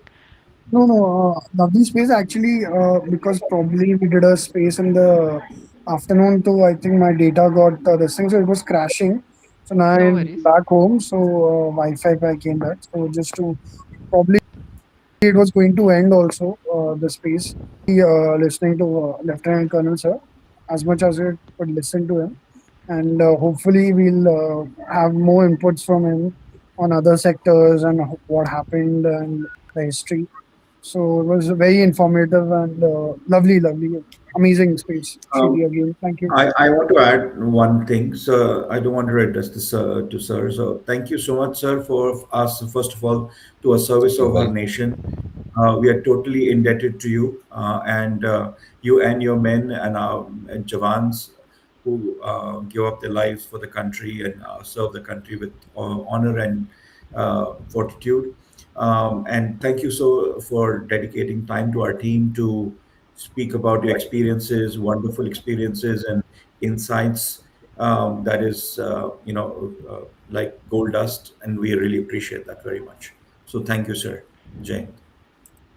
Thank you so much लेवाई Yeah, and and thank okay you. I have a comment sorry sorry please बोले मुझे Yeah. ना actually बहुत सारे comments आ रहे हैं तो एक comment है विश्वा जी का उन्होंने बोला है जय हिंद it is a very important session with lieutenant colonel R K sir thank you team Adamya Bharatiya for bringing this long due session for us geospatial studies are always helpful so I am bringing the comment here this is from the audience sir. Thank you so Thank much, you, sir. Vishwaji, and thank you to every audience who has been here. And like Levi also said, we salute all the brave hearts. हम सब जो हमारे वीर जवान हैं उनको हम salute करते हैं और प्रतिदिन इंडेटेड हैं उनके लिए जो अपने परिवारों से इतना दूर रहते हैं इतने डिफ़िकल्ट टेरेन्स में और इतने डिफ़िकल्ट क्लाइमेट्स में जहाँ हम शायद मैं तो इमेजिन भी नहीं कर पा रही थी जब आप ये बता रहे थे कि मतलब चॉकलेट को आप मतलब बेसिकली स्टेप्स की तरह यूज़ करते हैं तो just imagine how many more difficulties this would there would be there क्योंकि हम तो कंपैरिजन ही कर सकते हैं ना कि हम कहाँ हैं और वो कहाँ हैं तो वो तो है ही है sir so thank you so much for your service and thank you for protecting our beautiful nation sir and मैं अब फ़ोटोज़ पे जाऊँगी सर एक बार क्विकली हम गो थ्रू कर लेंगे फ़ोटोज़ को आपको कहीं पर कुछ भी कमेंट ऐड करना हो आपने इतनी सुंदर फ़ोटोज़ शेयर करी हैं तो आप सभी लोग ऑडियंस में जो हैं आप प्लीज़ सब देखें वो फ़ोटोज़ ये सब कर्नल आके ने शेयर करी हैं just give me a second I will just tell me where to stop and I will pause there and you can tell me you can tell us कि क्या है सो ये क्या है वैसे सर ये कौन से कैंप्स हैं ये मतलब ये बेसिकली हमारे इंस्टॉलेशंस हैं राइट इंडियन आर्मी के ये जो हम करेंटली अभी देख रहे हैं These are just small detachments. These are अच्छा small detachments.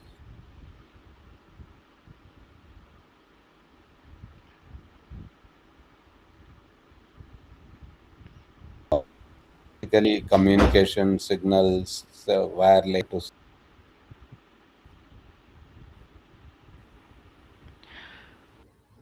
Okay am I audible like I am voice here मुझे कर्नल आके की वॉइस नहीं आ रही है you just got can you guys cut here and me now Yeah, yeah, you're yeah. audible. Yes, Shriji, you're audible. You're audible. Okay okay okay sorry sorry so I it's okay if you have said it I hope that it is on the recording but I was not able to hear what Colonel Ake said तो आप ये बोले थे कि कुछ detachments हैं did I hear you correctly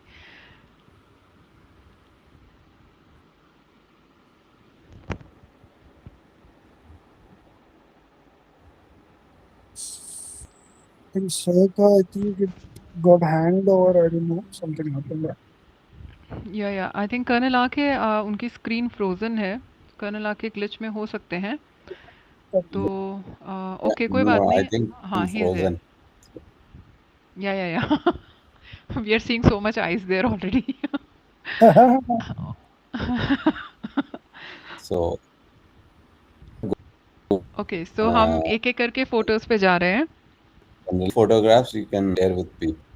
And this black wire that is coming out, that signal communication. Okay okay and this we already just now saw and ये उसका शायद दूर का फोटो है I do see some trails here ये ना थोड़ी सी ऐसे यहाँ पर एक ट्रेल सी दिख रही है मुझे सॉरी ये जूम इन हो गया ये जो आप सब लोग देख रहे हैं ना ये क्या है सर ये कहाँ जा रहे हैं and how do you even like do you guys have I'm sure you would be having compasses and some kind of navigation there right so to remember the paths and excuse me for a naive question because I am very excited to see these things here और हम ये movies में देखते हैं या कभी कोई trekking पे जाता है तब देखते हैं पर यहाँ पर ये एक्चुअल वो हाईएस्ट पीक्स की हम बात कर रहे हैं यहाँ पर राइट तो ये हम कुछ ट्रेल्स हैं यहाँ पर जो हम देख रहे हैं ये भी हैं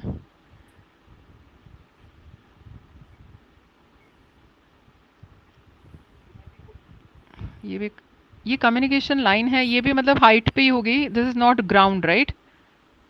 एम आई राइट सर? ये ऊपर की है या ये ज़मीन पर है?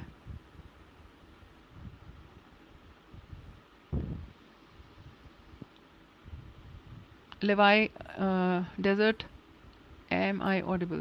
Yes, yes, you are audible. Probably is, um, yeah. Check your Okay. message. Okay, fine. So, Colonel आके I think आप frozen, आपका screen frozen है. So I will just quickly go through the photos and just pitch in when you want to. I'm just quickly wrapping this up. These are our brave soldiers patrolling. I don't know what this is. This is very huge pole or something. And they're all, you can see the soldiers here. ये भी सब soldiers हैं. And there is this line going in. This is the basketball court. ये देखो, ये पूरा ही ढक गया है इसमें बर्फ़ में. ये उनका घर है, वो जो उन्होंने दिखाया था. ये उनका दरवाज़ा था. ये कर्नल आके ने उस दिन स्पेस पे भी बात करी थी इसके बारे में.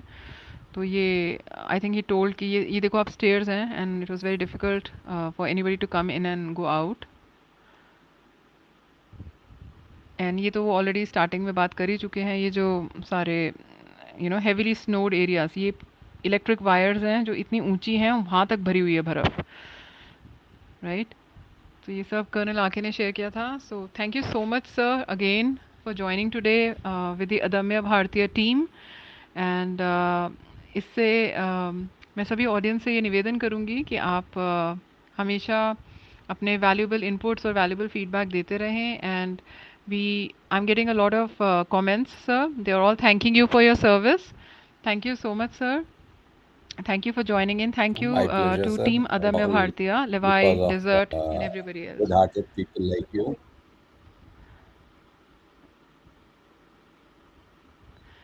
Oh, thank Thank you, you. sir. We are always here for our Bharatiya Sena and हमारी सेना के लिए, हमारे सारी डिफेंस फोर्सेस के लिए. We are always here We and call it a for yes, we will wrap this up today. Thank you so much everybody. जय हिंद.